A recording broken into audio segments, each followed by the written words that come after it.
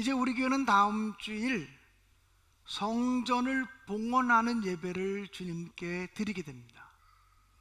성전을 봉헌하는 예배를 준비하면서 새 성전에서 하나님이 은혜로 우리에게 허락하신 이 새 성전에서 우리가 어떻게 주님을 섬겨야 바르게 주님을 섬기는 것일까? 이렇게 묵상하며 기도하던 중 세례 요한의 모습이 떠올랐습니다. 아, 세례 요한처럼 주님을 섬기면 되겠구나, 세례 요한의 마음으로 하나님의 교회를 받들면 되겠구나, 이런 생각이 들어서 오늘 여러분과 함께 세례 요한에 관한 이야기를 나누려고 합니다. 세례 요한이 등장했을 때 사람들은 세례 요한에 대해서 열광했습니다. 말라기 선지자 이후 400년 동안 이스라엘에 하나님이 보내신 선지자가 없었기 때문이었습니다. 구약 성경 이후에 400년 동안 하나님의 음성이 고갈되었다가 세례 요한이 나타나서 회개하라, 천국이 가까웠다라고 외칠 때, 그리고 하나님의 음성을 선포할 때 사람들은 열광했고 세례 요한에게 모여들기 시작했고, 세례 요한을 가리켜서 메시아라고, 그리스도라고, 구원자라고 그렇게 따라다니기 시작했습니다. 그런데 어느 날 역사의 무대에 예수라고 하는 분이 등장하면서부터 사람들의 시선과 사람들의 관심이 세례 요한에서 예수님에게로 옮겨가기 시작했습니다. 세례 요한을 따라다니던 사람들이 세례 요한을 떠나서 예수께로 몰려가기 시작했습니다. 성경을 보면 세례 요한의 제자로 살아가던 사람들마저 세례 요한을 떠나서 예수님께로 나아가는 그런 상황이 펼쳐지게 되었습니다. 세례 요한의 제자들이 세례 요한에게 이렇게 말합니다. 선생님, 어떻게 하면 좋습니까? 선생님께 몰려왔던 그렇게 많은 사람들이 예수라고 하는 사람이 요단강가에서 세례를 베푸니까 다 그리로 몰려가고 있습니다. 우리 쪽에 왔던 사람들이 다 예수에게로 빠져나가고 있습니다. 어떻게 하면 좋겠습니까? 그때 세례 요한은 자신의 제자들을 향해서 이렇게 말합니다. 그분은 흥하여야 되겠고 나는 쇠하여야 하리라. 이렇게 놀랍고 엄청난 선언을 하게 됩니다. 이런 세례 요한의 모습은 예수를 믿는다고 하면서도, 하나님을 섬긴다고 하면서도 언제나 자기중심적이고 이기적인 삶을 살았던 우리들의 모습을 부끄럽게 만들어 놓습니다. 뿐만 아니라 교만해지기를 좋아하는 우리 현대인들에게 하나님이 기뻐하시는 진정한 믿음이 무엇인지를 보여주고 있습니다. 세례 요한은 도대체 어떤 사람일까요? 첫째로 세례 요한은 자기 자신이 누구인지를 분명하게 알았던 사람이었습니다. 오늘 성경 본문 28절에 보면 이렇게 기록이 되어져 있습니다. 나는 그리스도가 아니다. 내가 그리스도가 아니라고, 그리고 나는 그리스도 예수보다 앞에 와서 그의 길을 예비하고 있는 사람이라고 증언할 사람들은 바로 너희들이다, 이렇게 이야기합니다. 자신의 제자들에게 나는 그리스도가 아니라고 아주 명백하게 선포합니다. 그 당시에 많은 사람들이 세례 요한을 가리켜서 그리스도라고, 메시아라고, 하나님의 특별하신 분이라고 세례 요한을 한껏 지켜 세울 때 세례 요한은 단호한 목소리로 나는 그리스도가 아닙니다. 나는 그리스도가 아닙니다. 다만 그분보다 앞서 와서 그분의 길을 준비하는 사람일 따름입니다, 이렇게 얘기합니다. 사랑하는 여러분, 이런 세례 요한의 모습을 보면 세례 요한은 자기가 누구인지를 분명하게 알고 있는 사람입니다. 뿐만 아니라 내가 무엇을 해야 되는 사람인지를 분명하게 자각하고 있는 사람입니다. 사람들은 평생을 살면서도 내가 누구인지를 모르며 살아가는 사람들도 많습니다. 또 평생을 살면서도 내가 무엇을 하며 살아가야 되는 사람인지를 깨닫지 못하고 살아가는 사람들도 이 세상에는 정말 많습니다. 내가 도대체 무엇을 하며 살아야 되는지 정말 모르겠어요, 이렇게 얘기하는 사람들을 우리는 주변에서 많이 만나기 때문에 그렇습니다. 그런데 세례 요한은 내가 이 땅에 왜 왔는지, 나는 누구인지, 나는 무엇을 해야 되는 사람인지, 나는 무슨 말을 해야 되는 사람인지, 앞으로 나는 어떻게 살아가야 될 사람인지에 대해서 아주 명확하게 깨닫고 분별하고 아는 사람이었다고 하는 사실입니다. 자기가 누구인지를 알고 내가 해야 하는 일이 무엇인지를 알 때 우리는 사람답게 인간의 본분을 지키며 살아갈 수 있고, 그리고 교만해지지 않을 수 있다고 하는 사실입니다. 하나님이 세상을 창조하시고 첫 번째 사람으로 아담과 하와를 만드셨습니다. 아담과 하와에게 에덴 동산의 모든 축복을 누릴 수 있도록 허락해 주셨습니다. 근데 그럼에도 불구하고 아담과 하와는 에덴 동산을 잃어버리고 말았습니다. 신락원 해버리고 말았습니다. 왜 그렇습니까? 어느 날 사탄을 상징하는 뱀이 등장합니다. 그리고는 하와에게 이야기합니다.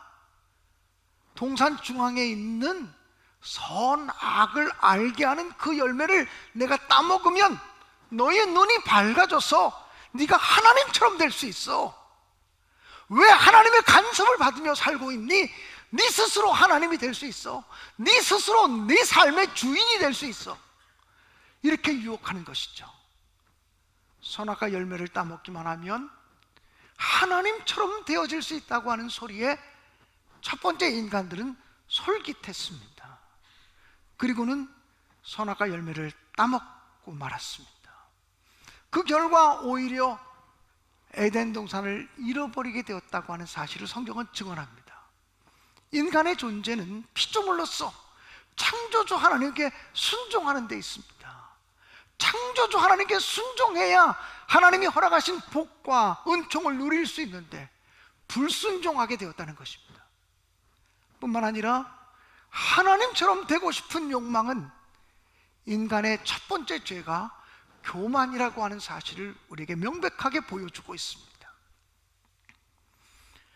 아담과 하와는 교만함으로 에덴 동산을 잃어버리고 말았다라고 하는 사실이죠. 사랑하는 여러분, 정말 우리는 하나님의 피조물로서 하나님께 순종하고 하나님께 복종할 때만 하나님의 은혜로 우리에게 주어진 축복들을 누릴 수 있다고 하는 사실을 한순간도 잊지 마시기를 주님의 이름으로 간절히 축복합니다. 우리가 구약 성경을 보면 우정의 사람으로 기억할 만한 사람이 요나단이라고 하는 사람입니다. 요나단은 사울 왕의 아들입니다. 통일 이스라엘의 첫 번째 왕이었던 사울 왕의 아들입니다. 그는 사울 왕을 이어서 왕이 될 만한 자격을 갖추고 있는 사람이었습니다. 그리고 사울 왕도 자기 아들 요나단을 이스라엘의 왕으로 세우려고 하였습니다. 그런데 그 이스라엘 역사 속에 또 다른 걸출한 인물이 등장합니다. 그 걸출한 인물은 바로 다윗이라고 하는 소년이었습니다. 믿음을 가지고 골리앗 장군을 물리쳤던 다윗입니다. 이 다윗과 요나단은 연배가 비슷했기 때문에 친구가 되었습니다. 요나단은 자기 아버지가 그렇게 다윗을 제거하려고 했습니다. 왜냐하면 다윗을 제거해야만 자기 아들 요나단을 왕으로 세울 수 있기에 사울 왕은 다윗을 제거하려고 했지만 요나단은 다윗을 늘 보호해주고 다윗을 늘 감춰주고 다윗에게 도움이 되었습니다. 요나단의 마음속에는 하나님이 허락하신 이 거룩한 이스라엘 나라를 위해서 지도자가 될 사람은 내가 아니라 바로 다윗이라고 생각을 했습니다. 나의 능력이 무엇인지, 하나님 앞에서 이스라엘이 어떤 나라인지, 내가 해야 되는 일이 무엇인지를 분명하게 분별하며 살았던 사람이 요나단이라고 말할 수 있습니다. 자기 욕심을 따라 살지 않고 자기 욕망을 채우기 위해 살지 아니하고 정말 이스라엘이라고 하는 나라를 위해서 내가 해야 될 일이 무엇인가. 비록 자기 아버지 사울왕은 다윗을 그렇게 잡아 죽이려고 하지만 내가 내 친구 다윗을 보호해야 된다라고 느끼며 진심으로 도와주고 희생하고 섬겼던 사람이 바로 요나단이었습니다. 요나단은 비록 이스라엘의 왕이 되지 못했지만 우리는 요나단을 생각할 때마다 언제나 우리의 가슴이 따뜻해짐을 느낍니다. 왜냐하면 그가 자기의 본분을 알았던 사람이고 자기됨을 지키며 살아간 사람이었기 때문에 그렇습니다.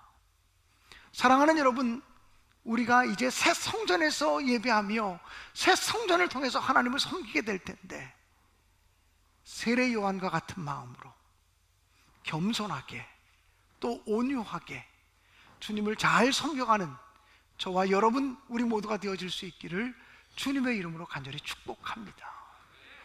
두 번째, 이 세례 요한은 예수님이 누구인지를 아주 명확하게 알았던 사람이었습니다.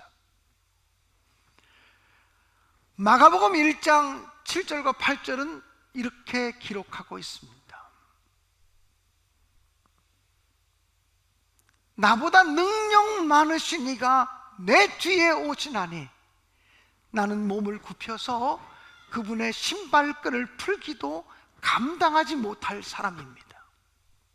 세례 요한의 고백입니다. 나는 물로 세례를 베풀었거니와 내 뒤에 오시는 그분은 너희에게 성령으로 세례를 베푸시리라고 이야기합니다. 세례 요한은 자기 뒤에 오시는 예수 그리스도가 자기보다 능력이 많으신 분이라고 선포합니다.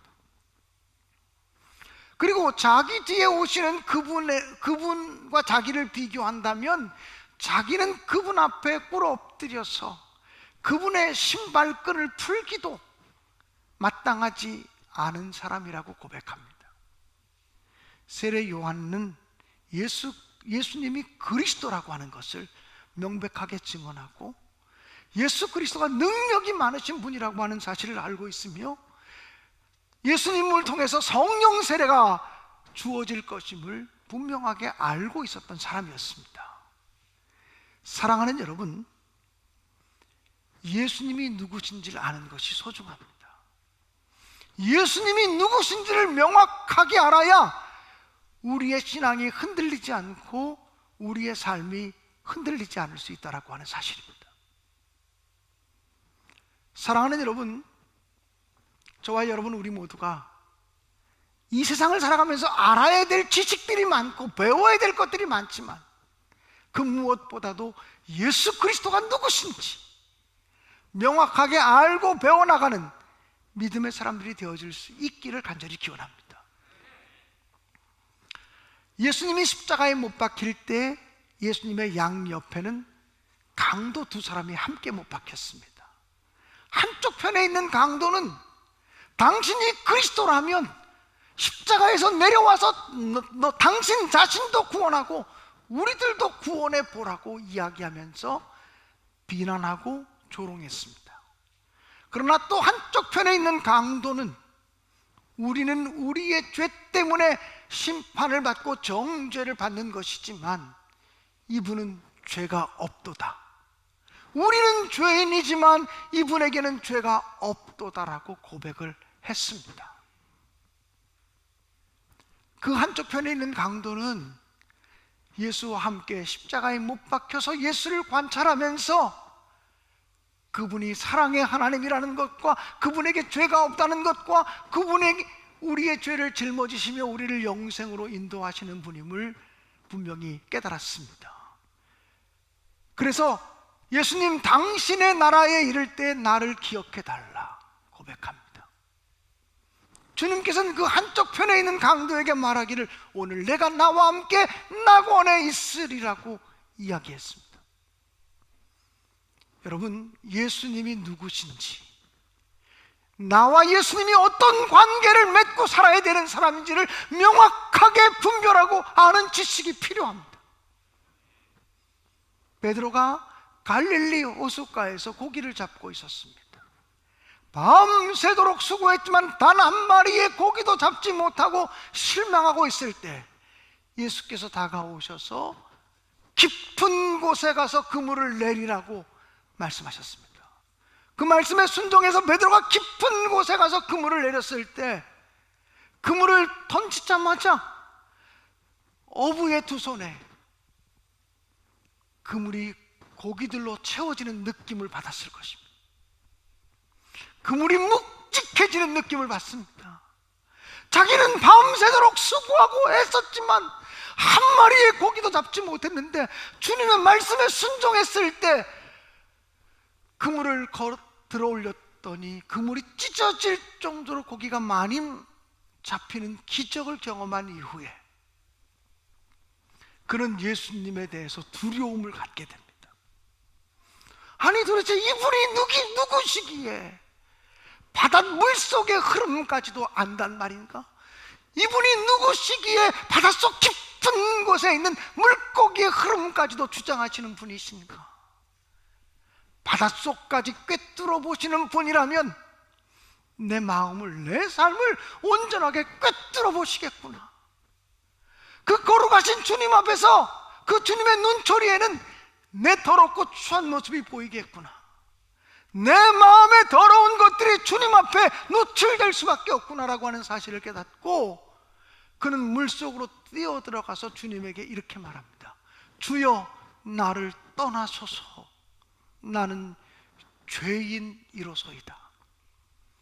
여러분, 주님을 온전하게 만나게 되면 제일 먼저 발견하는 것이 죄인된 나의 모습을 발견하는 것입니다. 너무나 온전하시고 너무나 거룩하시고 너무나 깨끗하시고 흠이 없으시고 점도 없으시고 티도 없으신 주님 앞에 설 때에 얼마나 내가 부족한 사람인지, 내가 얼마나 연약한 사람인지, 내가 얼마나 가증한 사람인지, 내가 얼마나 위선덩어리인지를 발견하게 되어진다는 것입니다. 주님을 발견할 때만 죄인된 나를 볼 수 있고 주님을 깨달아 알 때만 인간의 죄성이 보인다라고 하는 사실입니다. 사랑하는 여러분, 그렇기 때문에 주님을 아는 지식이 너무나 소중합니다. 주님을 알지 못하면 우리는 영원한 생명을 얻을 수가 없기 때문에 그렇습니다. 우리보다 먼저 부활하신 예수를 확실하게 만났던 바울 사도는 부활하신 예수를 확실히 만난 다음에 이렇게 고백했습니다. 이전에 내가 유익하게 여겼던 모든 것들을 이제는 배설물처럼 여깁니다. 이전에 유익했던 모든 것들을 배설물처럼 여깁니다. 왜냐하면 그리스도를 아는 지식이 가장 고상하기 때문입니다라고 말합니다. 그리스도를 아는 지식이 가장 고귀한 지식이기 때문입니다라고 선포하였습니다. 사랑하는 여러분, 세례 요한은 요한복음 1장 29절에서 이렇게 고백을 했습니다. 보라, 세상 죄를 지고 가는 하나님의 어린 양이로다. 세례 요한은 예수 그리스도를 보면서 저분이 인간의 죄를 짊어지기 위해서 이 땅에 오신 하나님의 어린 양이라고, 그리고 우리 인간의 죄를 짊어지시기 때문에 우리의 구세주가 되시고 우리의 구원자가 되시는 분이라고 아주 명백하게 깨달았다라고 하는 것입니다. 사랑하는 여러분, 죄도 없으시고 흠도 없으신 예수님이 우리 인간의 죄를 짊어지시고 세상 죄를 지고 가는 어린 양이 되셨기 때문에, 그분을 통해서 우리는 죄의 문제가 해결되기 때문에 그분이 우리의 구세주요, 그분이 우리의 구원자인 것입니다. 예수 그리스도를 통해서 우리가 죄사함 받는다고 하는 사실을 명백하게 깨닫게 되면 우리는 비로소 예수 안에서 자유할 수 있습니다. 예수 안에서 평안할 수 있습니다. 예수 안에서 담대할 수 있습니다. 예수님이 누구신지를 명확하게 알아야 자유도 평화도 담대함도 용기도 우리에게 주어진다라고 하는 말씀입니다. 사랑하는 여러분, 우리가 이 새 예배당에서 예수 그리스도가 누구신지를 명백히 알아가며 주님을 더 알고 싶어요 고백하며 주님과 하나됨을 경험하는 복된 성도들로 살아갈 수 있게 되어지기를 주님의 이름으로 간절히 축원드립니다. 세례 요한은 또 어떤 사람입니까?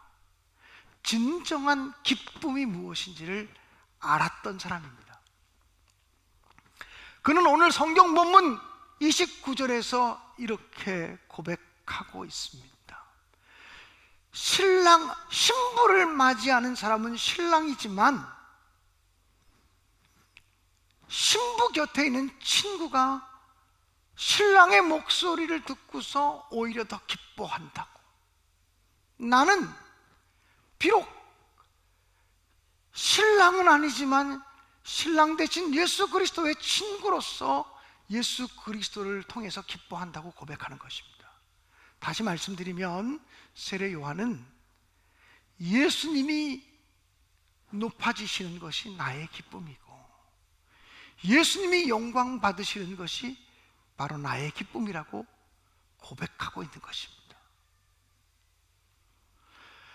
사랑하는 성도 여러분, 여러분의 기쁨은 무엇입니까?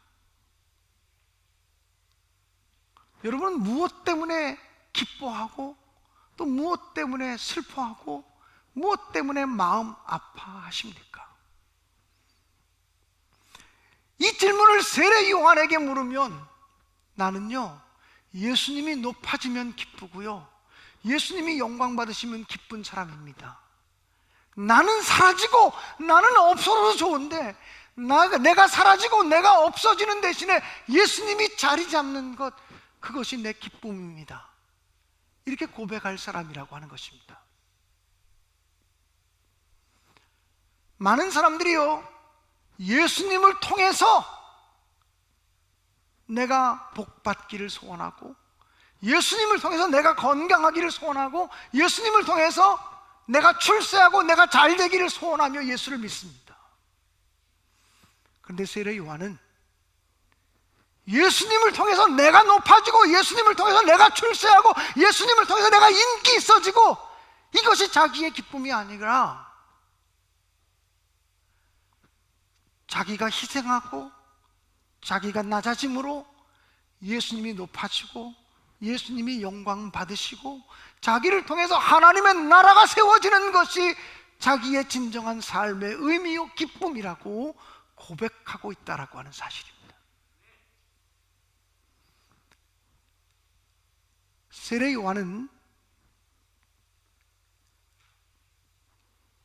광야에서 외치는 자의 소리라고 표현되어 있습니다. 여러분, 저는 이 소리라고 하는 걸 생각할 때마다 어릴 때 보았던 기차를 생각합니다. 지금 이 자리에 우리 청년들도 있고 학생들도 있고 어린이들도 몇몇 있습니다만, 여러분은 기차 그러면 기차 소리를 떠올리십니까? 기차 소리 그러면 어떤 소리가 떠오르십니까?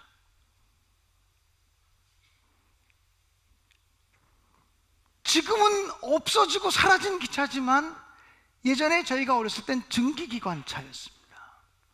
그러면 기차가 들어오기 전에, 기차가 들어올 때는 언제나 기차 소리가 나는데 기차 소리는 칙칙 폭폭 칙칙 폭폭 이런 소리였습니다. 여러분, 이 소리를 40대 이하의 사람들이 기억하나요? 40대 이하의 사람 가운데 한두 명이 고개를 끄덕끄덕이는 거 보니까 40대 이하도 이 소리를 기억하는 분이 있는가 봐요. 우리는 기차 그러면 칙칙폭폭 칙칙폭폭 이 소리가 마음속에 벌써 떠오릅니다. 어릴 때 기차를 타기 위해서 역전에 가면 기차를 기다리는 사람들이 많이 있습니다. 기차를 기다리는 사람들이 사람들과 모여서 이런저런 얘기를 하기도 하고, 또는 조그만 가게 가서 물건을 사기도 하고 거기서 국수를 먹기도 하고 뭐 이러면서 기차를 기다리고 있는데, 기차가 들어오기 전에 먼저 소리가 나잖아요. 기차가 들어오기 전에 어떤 소리가 납니까? 기적 소리가 울리지 않습니까? 기적 소리를 기억하십니까? 뿌앙 하고 기적 소리가 울립니다. 그러면 그동안 바쁘게 이런저런 일을 하던 사람들이 야, 기차 온다, 기차 온다 그러면서 짐을 꾸리기 시작합니다. 그리고 자식들을 챙기기 시작합니다. 기차는 눈에 아직 보이지 않습니다. 기차는 보이지 않지만 기차 온다, 기차 온다, 그리고 기차 탈 준비를 합니다. 그리고 기차가 도착하면 소리는 온데간데 없이 사라져버립니다. 세례 요한은 나는 광야에서 외치는 자의 소리입니다라고 말합니다. 그 소리는 실체가 들어오면 사라지고 마는 것입니다. 세례 요한이 역사 속에 등장했을 때 구약 성경 말라기 선지자 이후 400년 동안 하나님의 음성, 살아계신 하나님의 음성을 선포하는 사람이 단 한 사람도 없었기 때문에, 하나님의 음성이 400년 동안 기갈되었기 때문에 사람들은 열광하고 세례 요한을 통해서 메시아 예수 그리스도 그분을 바라보았어요. 세례 요한이 메시아라고 생각을 했어요. 그런데 세례 요한은 나는 메시아가 아니라고, 나는 그리스도가 아니라고, 나는 광야에서 외치는 자의 소리일 따름이라고. 여러분, 세례 요한은 우리에게 이렇게 말하고 싶었을 거예요. 그 당시에 사람들에게 이렇게 말하고 싶었을 거예요. 나를 바라보지 마십시오. 내 뒤에 계시는 예수 그리스도를 바라보셔야 합니다. 나를 주목하지 마세요. 내 뒤에 계시는 예수님을 주목해야 됩니다. 내게 박수갈채를 보내지 마세요. 내 뒤에 있는 예수 그리스도를 환영하며 그분을 영접하셔야 됩니다. 내가 아닙니다. 내가 아닙니다. 주님입니다. 우리가 이렇게 아름다운 성전을 건축했어요. 2019년 5월에 이 건물이 하나도 들어서기 전에 이 땅에서 우리는 천막을 치고 기공 예배를 드렸어요. 기억나시지 않습니까? 그리고 한 20개월 만에 이런 건물이 들어설 거라고 우리는 상상도 하지 못했어요. 지금은 이제 우리 교회가 서 있던 그 아름다운 동산 언덕이 다 깎여 사라져가고 있습니다만, 그 동산에서 우리가 새 교회를 계획하고 꿈꿀 때 이렇게 견고하고 이렇게 크고 이렇게 아름다운 교회가 이곳에 세워질 거라고 상상조차 하지 못했어요. 저 자신도 성전을 건축하는 일에 가장 먼저 앞장서서 일을 계획하고 추진했지만, 제가 생각했던 것보다 하나님은 더 큰 선물을 줬어요. 하나님은 더 큰 은혜를 우리에게 베풀어 주셨어요. 더 큰 사랑을 베풀어 주셨어요. 감당할 수 없는 은혜를 주셨어요. 그리고 우리는 그 감격을 가지고 다음 주일날 봉헌 예배를 드려요. 그런데 우리는 알아요. 담임 목사인 제가 이 건물을 지은 게 아니라는 것을. 건축위원장인 최선원 장로님과 건축위원들이 이 건물을 지은 것이 아니기 때문에 영광은 담임 목사가 받아서도 안 되고 건축위원장이나 건축위원들이 받아서도 안 되고, 헌금을 우리가 조금 주님께 봉헌했다고 해서 영광을 우리가 받아야 될 것이 아님을 알아요. 우리가 한 것이 아니에요. 주님이 하셨어요. 우리가 한 것이 아니에요. 하나님의 은혜로 된 것이에요. 이렇게 고백하며 주님의 교회를 섬기고, 그런 겸손한 고백으로 새 성전에서 하나님의 나라를 세워가는 놀라운 역사가 있어질 수 있기를 간절히 기원합니다. 우리 교회는요 2018년, 그러니까 토지 보상을 받고 건축물 보상을 받기 시작하면서 이제 곧 성전을 건축해야 되겠구나 라고 느끼기 시작했어요. 물론 2016년 1월 달부터 성전 건축을 위한 기도회를 시작했지만 2018년 우리 교회는 눈앞에 있는 성전 건축을 바라보면서 주님의 교회를 세우시고 이 땅을 고쳐 주옵소서, 이 표를 선정했어요. 그리고 2019년에는 바로 작년이죠. 성전을 건축하면서 주님 큰 영광 받으소서, 이 찬양을 주제곡으로 선정해서 하나님께 드렸어요. 주님 큰 영광 받으소서. 우리의 고백은 이 고백 하나뿐이에요. 주님이 영광 받으세요. 주님이 영광 받으세요. 주님만 높아지기 원합니다. 다음 주일뿐 아니라 영원히 이 예배당에서 주님의 이름이 높아지고 주님의 이름이 커지기 원합니다. 모든 영광과 존귀와 능력과 권세와 힘이 주님께 있습니다. 주님의 이름만 높이는 교회가 되게 하시고, 사람이 아니라 하나님 앞에, 주님 앞에 꿇어 엎드려 경배하는 그러한 교회가 되게 해달라고 함께 기도하며 전진할 수 있게 되어지기를 주님의 이름으로 간절히 축원합니다. 주님 큰 영광 받으소서. 주님 큰 영광 받으소서. 찬송과 영광과 존귀와 능력이 주님께 있습니다.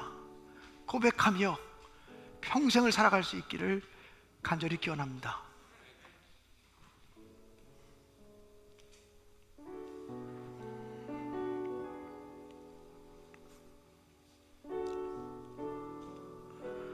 모든 영광과 존귀와 능력 받으소서, 받으소서, 받으소서.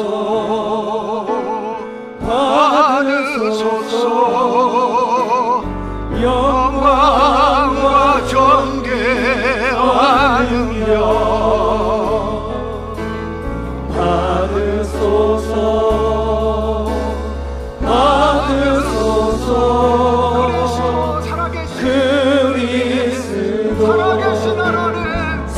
살아계신 하나님, 주님 큰 영광 받으소서.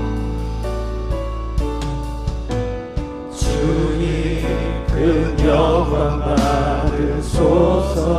홀로 찬양 받으소서. 홀로 찬양 받으소서.